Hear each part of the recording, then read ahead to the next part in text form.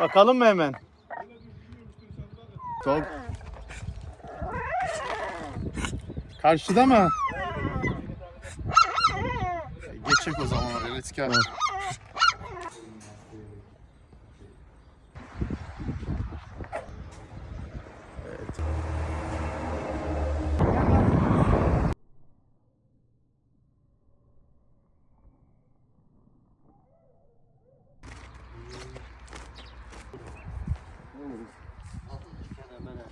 İlaç.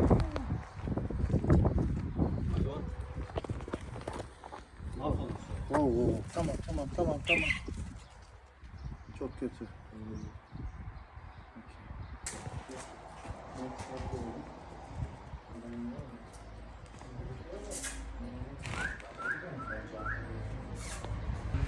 Şey görse vereyim.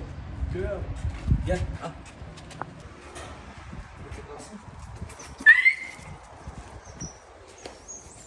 Tamam, gel. Biraz zor olacak. Guys, so we're waiting for the food to come. I'm gonna mix this in the food, and this is gonna help get rid of all of the ticks and fleas. And apparently, this gentleman he's saying that he doesn't eat much. The other dogs don't let him eat, so we're gonna give him some food now. I'm gonna come back tomorrow, let him drop all the ticks and fleas, and then we'll see how he is for tomorrow. Let's see how he looks like tomorrow. Geldi mi?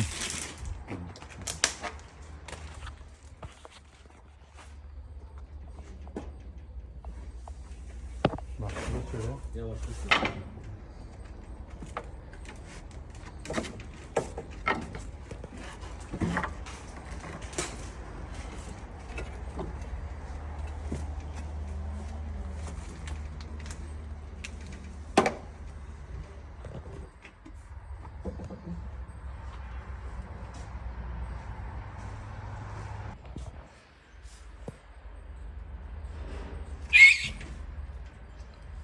Tamam. It's okay. Yeah. Bu niye? Keneyi çıkardım ağladı bu arada. Kenar bayağı yaklaşmış.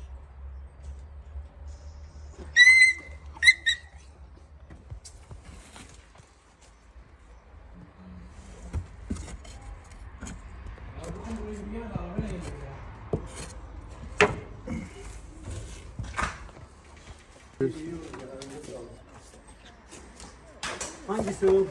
Küçük. Küçük köpek değil mi? Ha, sarı. İyi.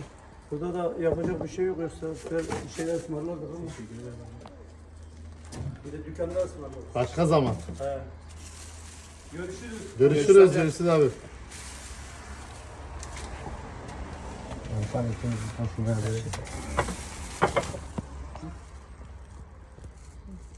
Köpeklere ben her yemek aldım anasını satayım. Arabada oldum.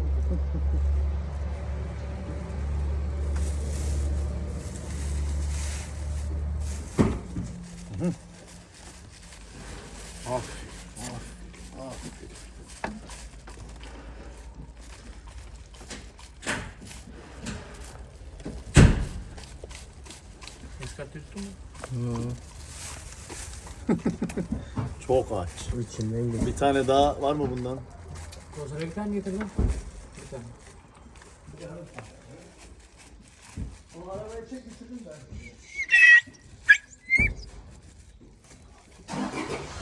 O kadar aç gözümün var.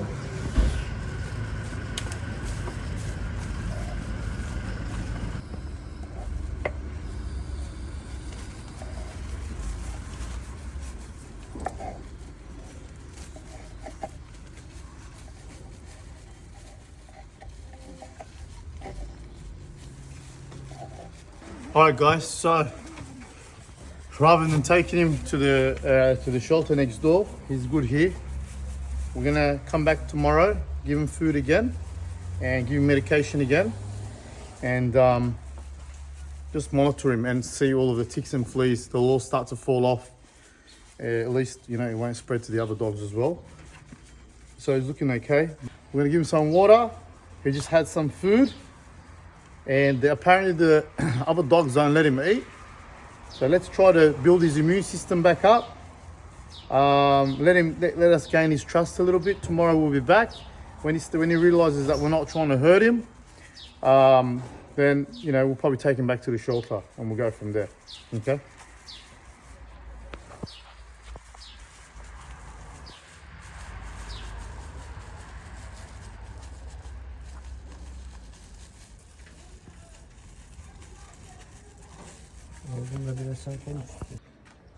Yeah, so we are filming it. We're filming it for a reason, guys.